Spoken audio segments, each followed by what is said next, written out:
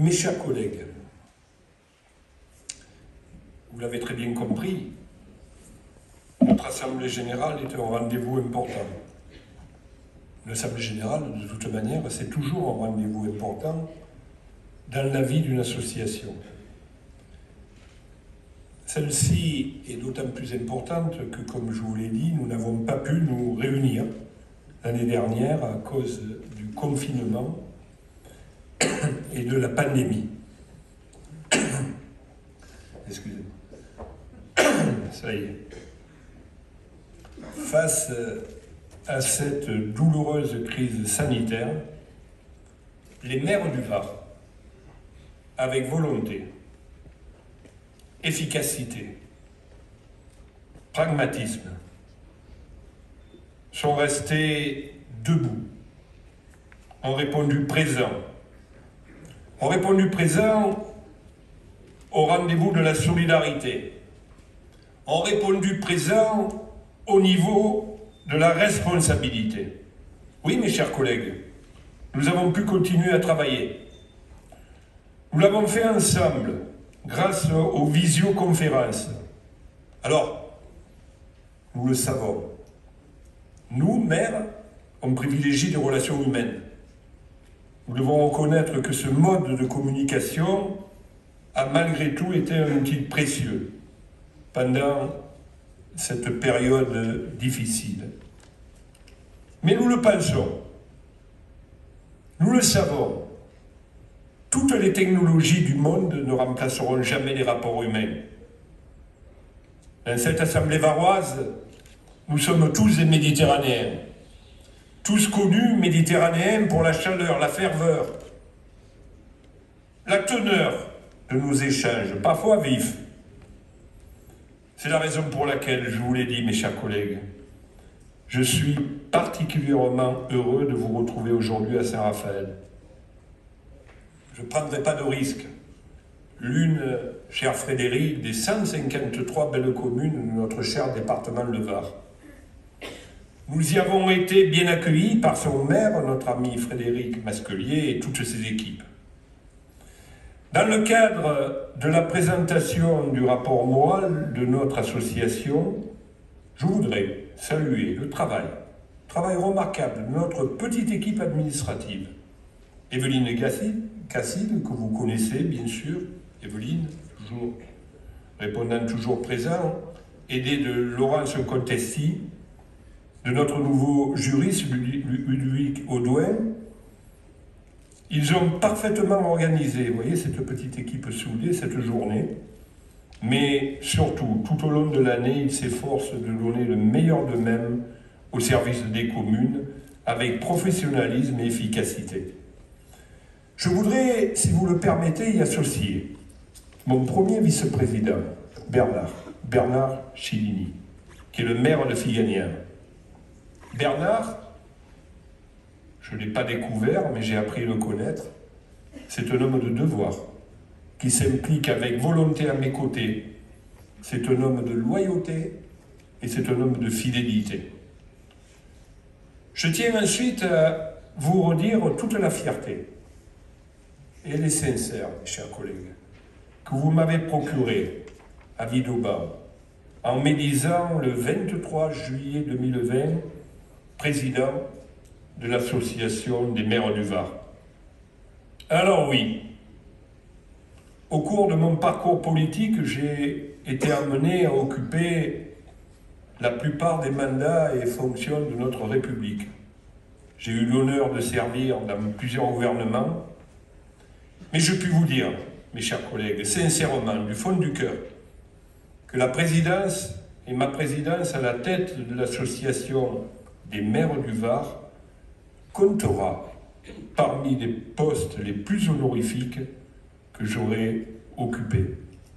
En effet, l'essentiel à mes yeux, lorsqu'on choisit de servir la République, c'est d'abord d'avoir les pieds sur terre, de garder un lien privilégié avec le territoire, avec les services publics, on va y revenir, avec les habitants, car il est indispensable de ne jamais perdre de vue la raison de notre engagement, la vie de nos concitoyens, et nous le savons, nous sommes avant tout au service de la vie des gens. Aussi, je tiens à vous remercier sincèrement, toutes et tous, pour la confiance que vous m'avez témoignée.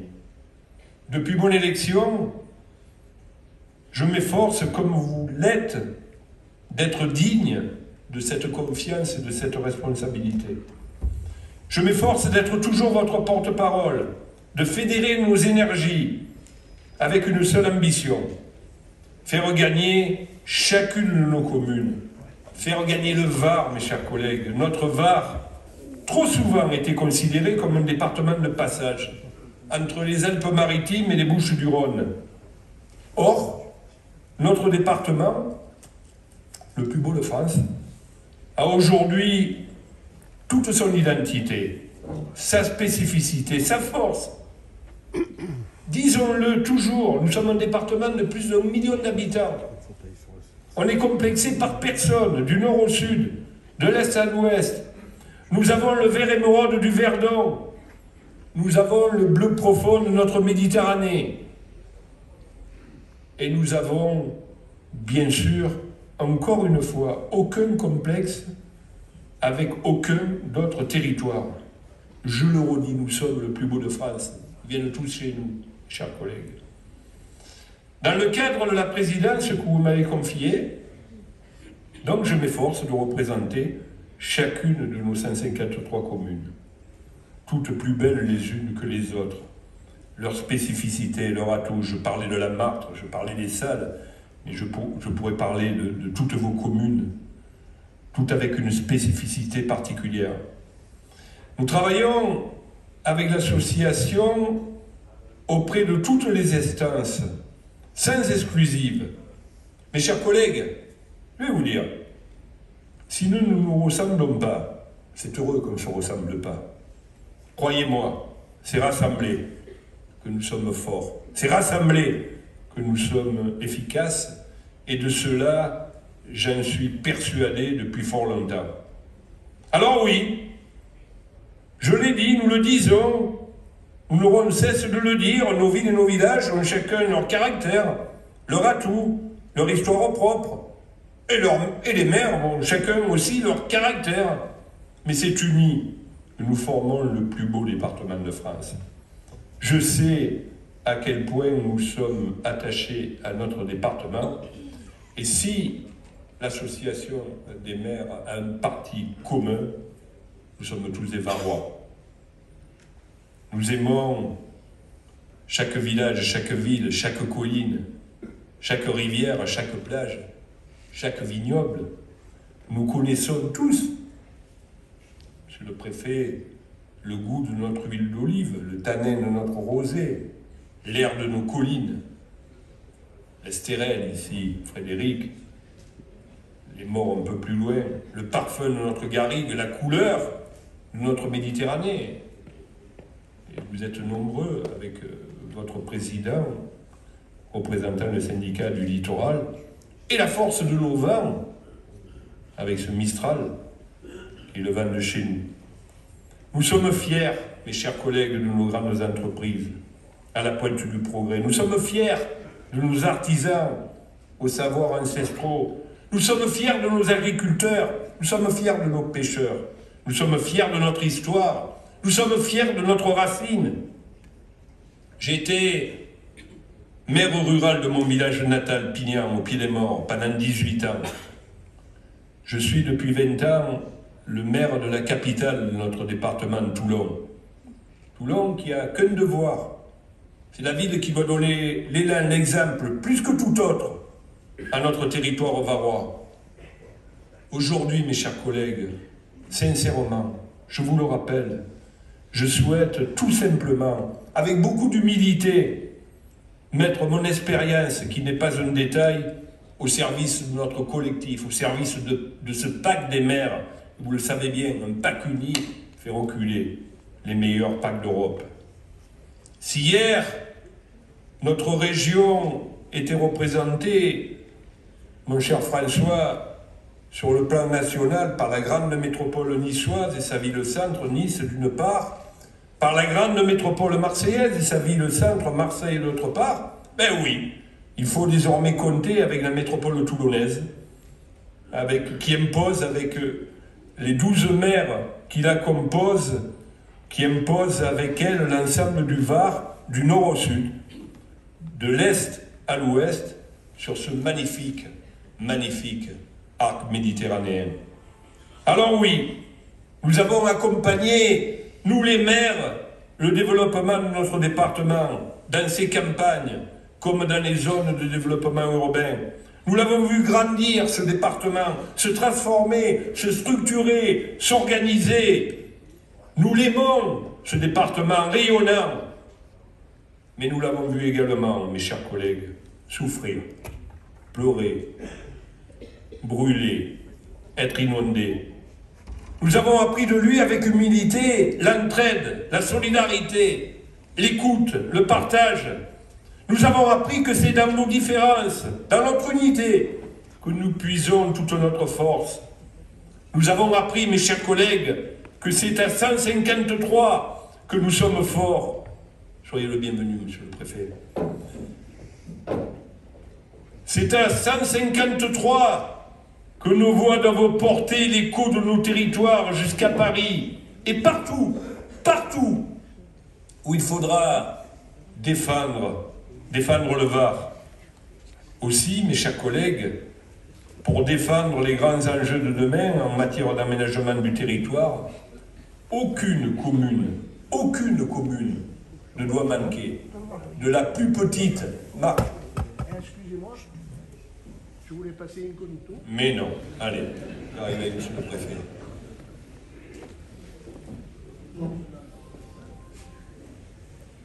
Soyez le bienvenu, monsieur le président.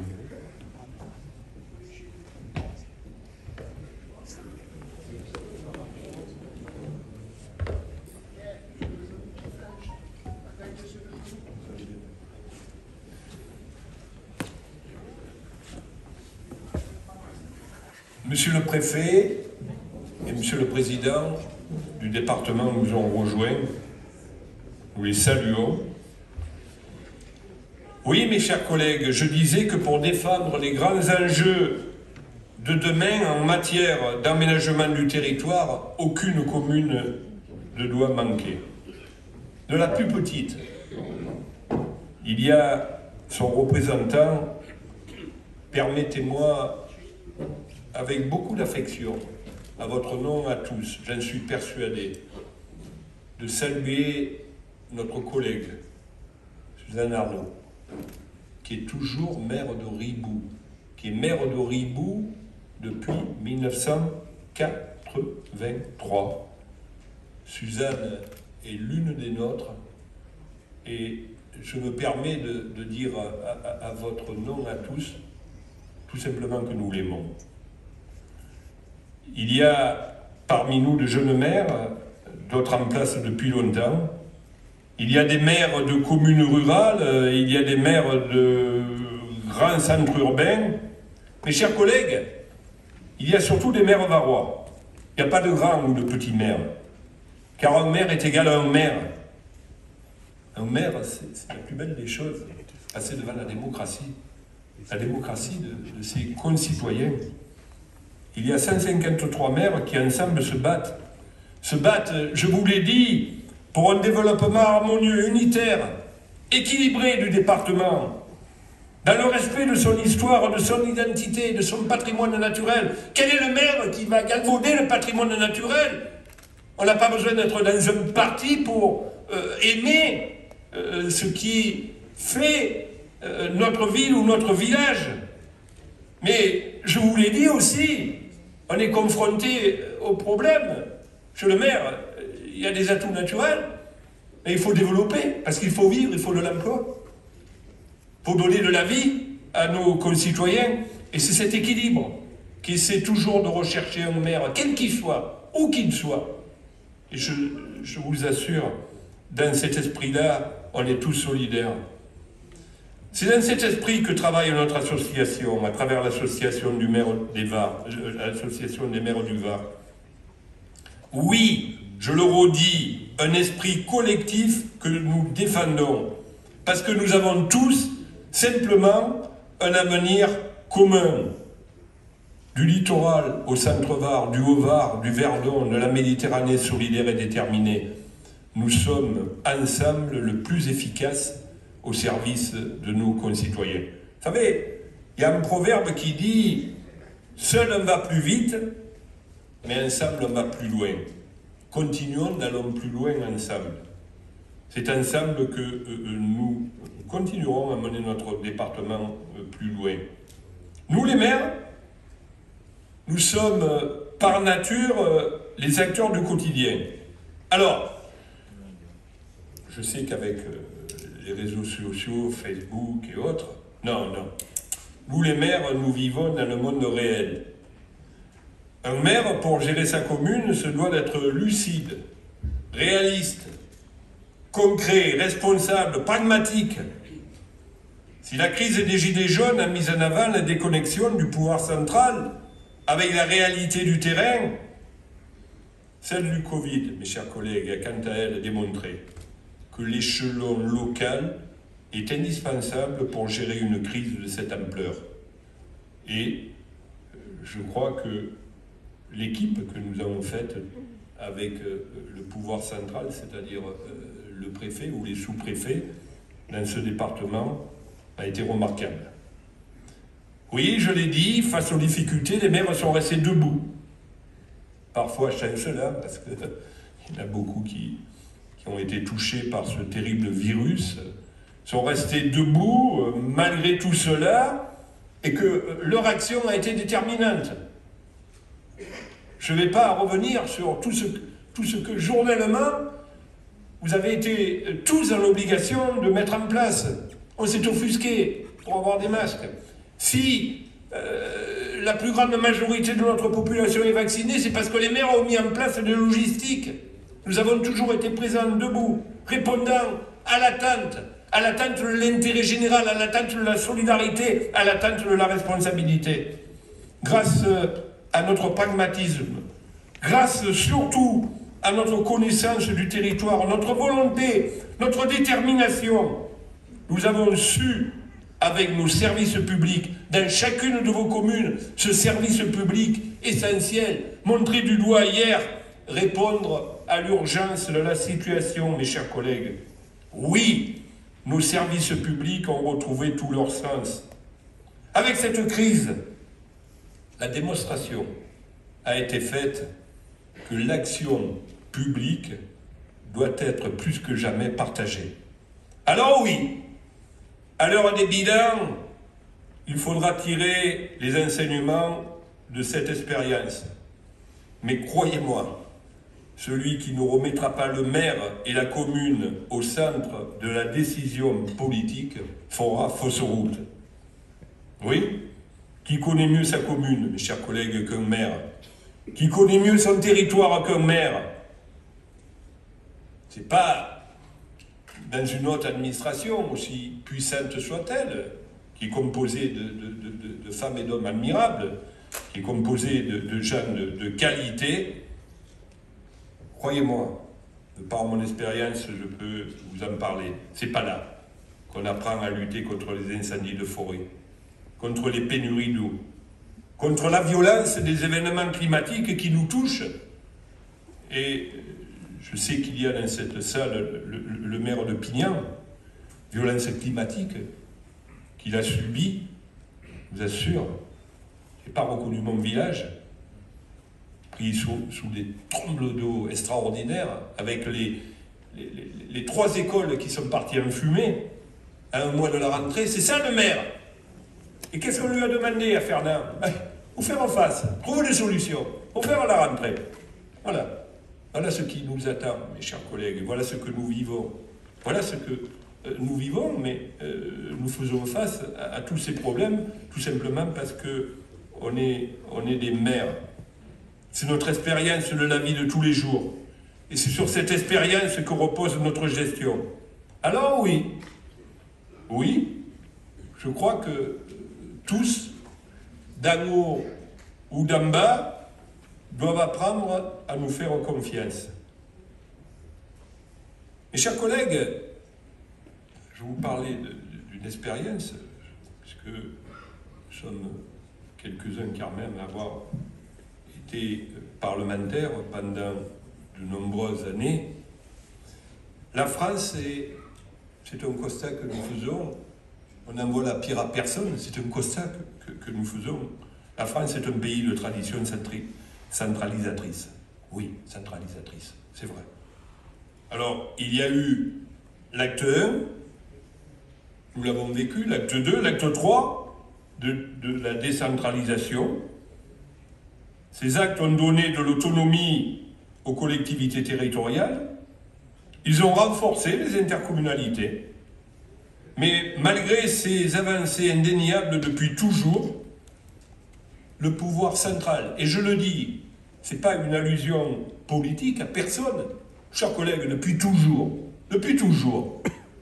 mais 5e République a eu des alternances, depuis toujours le pouvoir central continue à imposer aux communes des décisions qui les impactent directement, sans, et de nombreuses fois, tout simplement consulter les maires. Il serait temps de nous permettre de pouvoir adapter les lois, mes chers collègues parlementaires, à la réalité de notre territoire. Il y a d'abord le principe de réalité territoriale. À mes yeux, et je n'engage que moi, je n'engage surtout pas l'association, je dois vous faire des propositions, je pense que le principe de la réalité territoriale devrait pouvoir devenir un principe constitutionnel. Le principe de concertation préalable et de compensation financière, et nous le savons, mes chers collègues, compensation financière. Oui, parce que je le disais, nous avons la charge de faire des budgets et que, bien souvent, c'est toujours difficile d'équilibrer le débit et le crédit. Il y a ce que nous prévoyons et puis il y a ce qui nous est imposé. Alors toujours avec des compensations. Vous voyez, j'étais habitué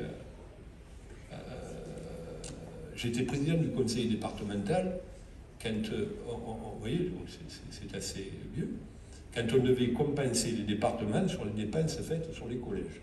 La première année, on a eu une compensation, et la deuxième année, mes chers collègues, j'ai plus vu de compensation et on s'est débrouillé. Donc, je pense aujourd'hui que ce principe de concertation préalable et de compensation financière devrait être écrit et encadré.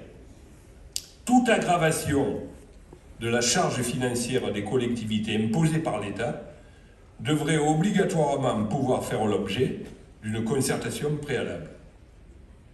Oui, mes chers collègues, on a vu, on a vu notre économie s'arrêter pendant des mois, on a vu l'économie de notre continent s'arrêter.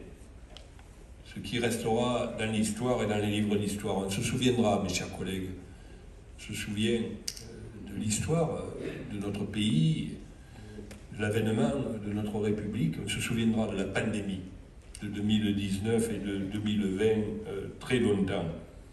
Alors je disais que toute aggravation de la charge financière imposée par l'État devait faire l'objet d'une concertation, mais aussi, il serait souhaitable, dans l'esprit de la loi et des règles, surtout sur ce sujet ô combien important et essentiel, les règles des marchés publics devraient être assouplies, tout simplement pour favoriser les circuits courts et l'économie circulaire. C'est un souhait. Les sanctions, mes chers collègues, liées au recours abusif en matière d'urbanisme devraient être renforcées. En matière d'urbanisme, on va certainement parler, mes chers collègues, lorsque vous aurez la parole, et vous allez la voir, de cette loi SRU qui nous fait beaucoup de mal, même si on est bien conscient que là aussi, il faut trouver l'équilibre, il faut construire des logements. Alors, je vais même vous dire, nous, on subit tous, parce que vous l'avez subi, on a tous fait la même campagne électorale. Vous savez, la campagne électorale, on écoute, on propose, on entend, puis la démocratie impose effectivement des visions contraires, et c'est heureux qu'il puisse y avoir des visions contraires dans une démocratie. D'ailleurs, il est heureux qu'un maire puisse avoir une opposition, c'est toujours heureux. Voilà.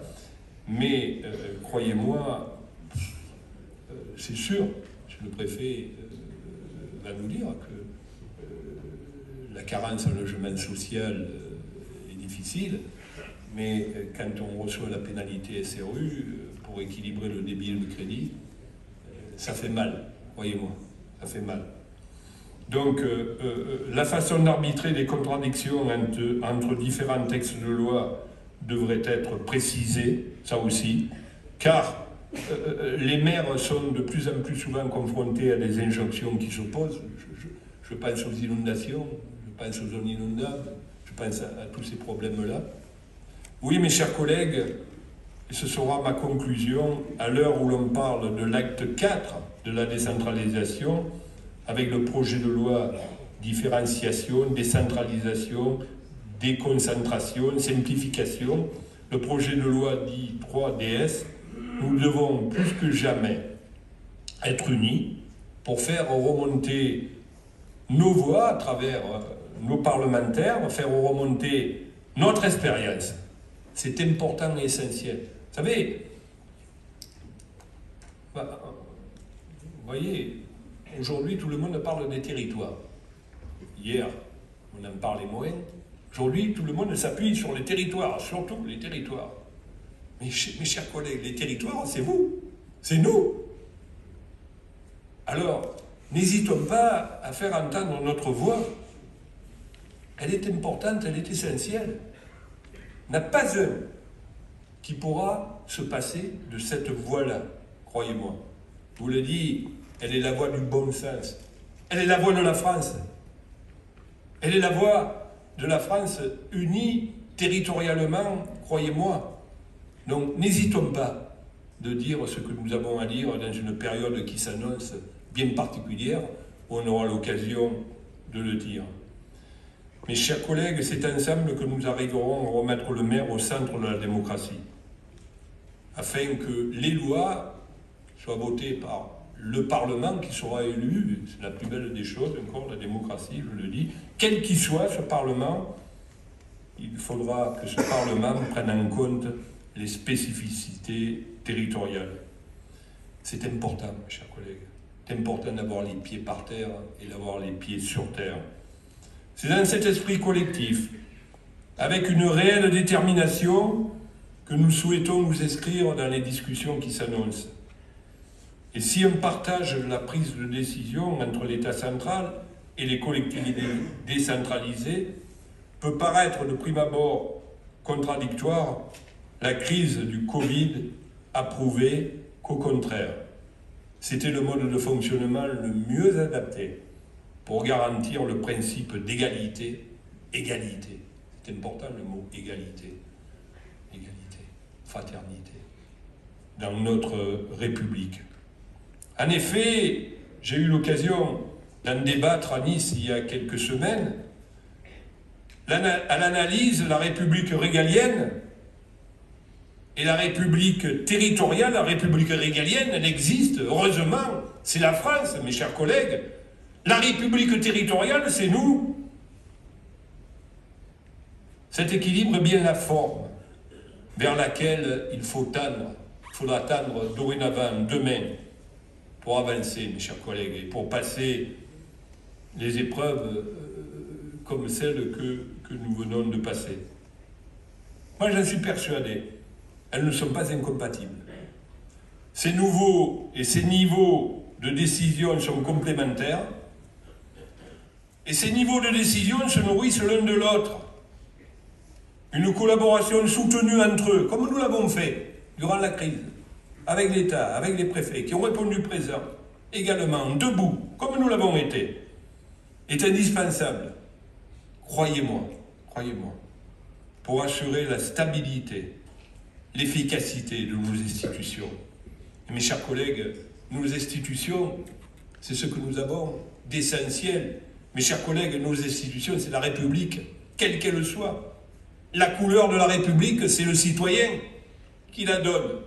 Mais l'institution, doit demeurer. Et on doit participer. Il va y avoir une élection, un président des maires de France.